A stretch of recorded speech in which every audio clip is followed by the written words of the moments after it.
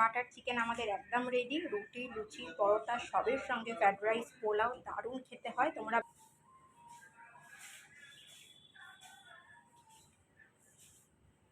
যারা ইউটিউব থেকে দেখছো তারা অবশ্যই চ্যানেলটাকে সাবস্ক্রাইব করে দিও আর শেয়ার করে দিও আর কমেন্ট করো যে তোমাদের রেসিপিটা কেমন লাগলো। আর যারা ফেসবুক পেজ থেকে দেখছো তারা পেজটাকে ফলো করে দিও। হ্যালো কিচেনে তোমাদের সবাইকে স্বাগত। আশা করি ভালো আছো, সুস্থ আছো। আমিও বেশ ভালো আছি। আজকে নিয়ে চলে এলাম তোমাদের জন্য আরেকটা রেসিপি, সেটা হচ্ছে বাটার চিকেন। তো দেখো, চিকেনগুলোকে কিন্তু আমি ভালোভাবে ধুয়ে পরিষ্কার করে নিয়েছি। আর চিকেনের টুকরোগুলো কিন্তু খুব ছোটও না, খুব বড়ও না। এই যে, এবার আমি যা যা এর মধ্যে দেবো তোমাদের সঙ্গে আমি সেটাই শেয়ার করছি। চিকেন করার জন্য প্রথমেই লাগবে আমাদের টক দই। এই যে 2 চামচের মতো কিন্তু আমি টক দইটা দিয়ে দিচ্ছি। টক দইয়ের কিন্তু আমি জলটাও দিয়ে দিচ্ছি। আর দিয়ে দিচ্ছি গোলমরিচের গুঁড়ো কিছুটা, কারণ যেহেতু এটা বাটার চিকেন আমি গুঁড়ো লঙ্কাটা দেবো না, কাঁচা লঙ্কাটা দিয়ে সম্পূর্ণ এটা করবো। আর এই দেখো, এদিকে কিন্তু আমি 4টে কাঁচা লঙ্কা কেটে নিয়েছি, এটা দিয়ে দিলাম। আর দিয়ে দিচ্ছি স্বাদ মতো হচ্ছে নুন। আর এদিকে দিয়ে দিচ্ছি রসুন বাটা। তো এটা একদম আমি ঘরোয়া পদ্ধতিতে করব, তোমরা রেসিপিটা দেখতে থাকো, আশা করি তোমাদের খুব ভালো লাগবে। তো একদম সহজ পদ্ধতিতে করব। এই যে সবগুলো আমি উপকরণ দিয়ে দিয়েছি। এবার কিন্তু আমি এটাকে ভালো করে ম্যারিনেট করে নেব। ম্যারিনেট করে আমি আধ ঘন্টার জন্য এটাকে রেখে দেবো ফ্রিজে। আর এটা কিন্তু আমি সম্পূর্ণ কাঁচা লঙ্কা দিয়ে করছি, তোমাদের বারবার করে বলেছি একদম ঘরোয়া পদ্ধতিতে, ঘরোয়া উপকরণে এটা করা হবে। তো এটাকে আমি এখন ভালো করে ম্যারিনেট করে নিলাম। ম্যারিনেট করে আমি কিন্তু আধ ঘন্টা 45 মিনিটের জন্য এটাকে রেখে দেবো। কড়া বসিয়ে দিয়েছি। এবার কিন্তু আমি এর মধ্যে অল্প পরিমাণে একটু বাটার দিয়ে দিলাম, যেহেতু এটা বাটার চিকেন হবে। তো বাটারটা আমি দিয়ে দিলাম। তারপর আমি যেটা দেব সেটা হচ্ছে, এই যে বাটারটা কিন্তু গলে যাচ্ছে।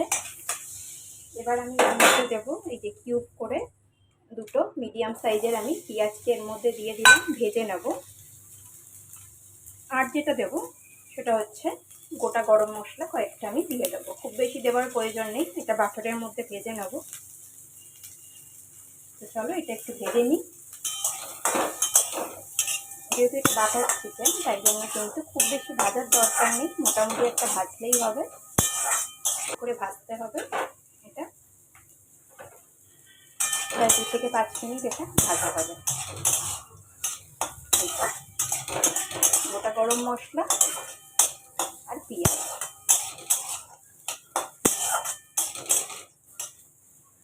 এটা কিন্তু চেঞ্জ হয়ে যাচ্ছে। পেঁয়াজ আর গোটা গরম মশলা যে দিয়েছিলাম, কালারটা জাস্ট একটু চেঞ্জ হয়ে গেলেই কিন্তু আমি এটা গ্রাইন্ডার এখানে নিয়ে নিয়েছি।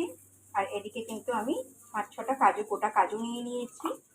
তো এটাকে আমি একটা মিহি পেস্ট তৈরি করে নেব।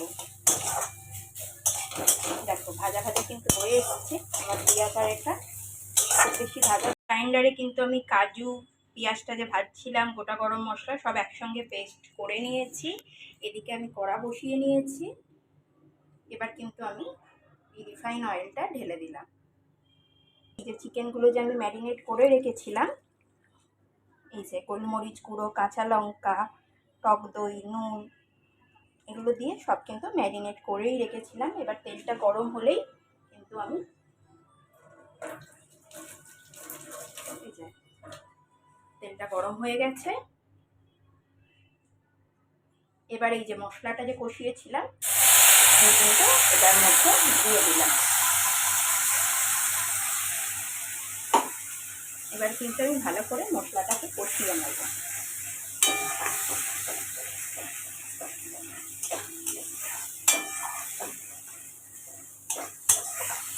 1 থেকে 2 মিনিট যে কাঁচা গন্ধটা একটু চলে যায়, ভালোভাবে মশলাটাকে আমি কষিয়ে নেব।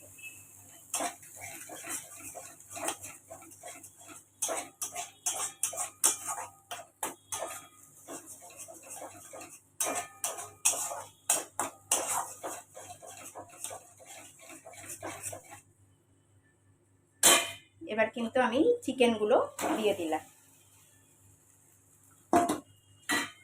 এবার কিন্তু ভালো করে আমি এটাকে কষিয়ে নেব।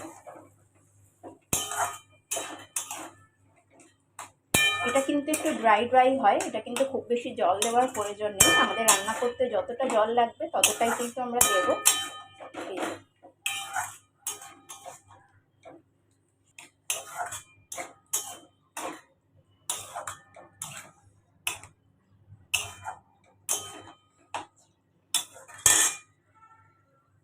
এদিকে দেখো আমি কিন্তু খুব অল্প করে জল দিয়ে দিয়েছি যাতে চিকেনটা ঠিকমতো সেদ্ধ হয়ে যায়। আর ক্রিমি একটু ভাব হবে যেহেতু বাটার চিকেন।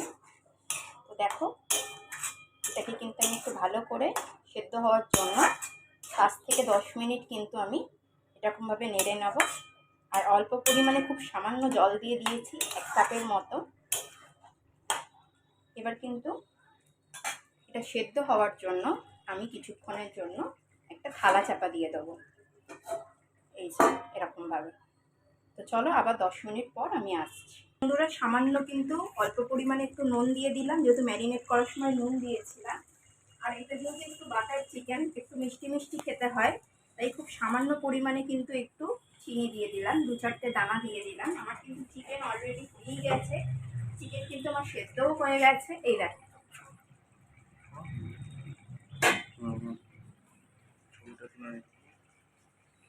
এবার দেখো। আর এটা কিন্তু খুব বেশি একটু গ্রেভি হবে না, এটা রুটি লুচি পরোটা সবের সঙ্গে খুব ভালো লাগে খেতে, একটু মিষ্টি মিষ্টি হয়। আর দেখো চিকেনগুলো কিন্তু ভালো মতো সেদ্ধ হয়ে গেছে, তোমাদের ভেঙে দেখাচ্ছি। এই দেখো, দেখেছো চিকেনগুলো কিন্তু খুব ভালো মতো সেদ্ধও হয়ে গেছে। আর 2-3 মিনিট থাকলেই কিন্তু আমি এটাকে নামিয়ে নেব। চিকেন কিন্তু আমার একদম রেডি। আমি ওপর থেকে একটু বাটার দিয়ে দিলাম কিছুটা কেটে, এটা জাস্ট মেল্ট হয়ে যাবে। তো চলো এবারে কিন্তু আমি গ্যাসের ফ্লেমটাকে অফ করে দিচ্ছি। ব্যাস হয়ে গেল আমার বাটার চিকেন।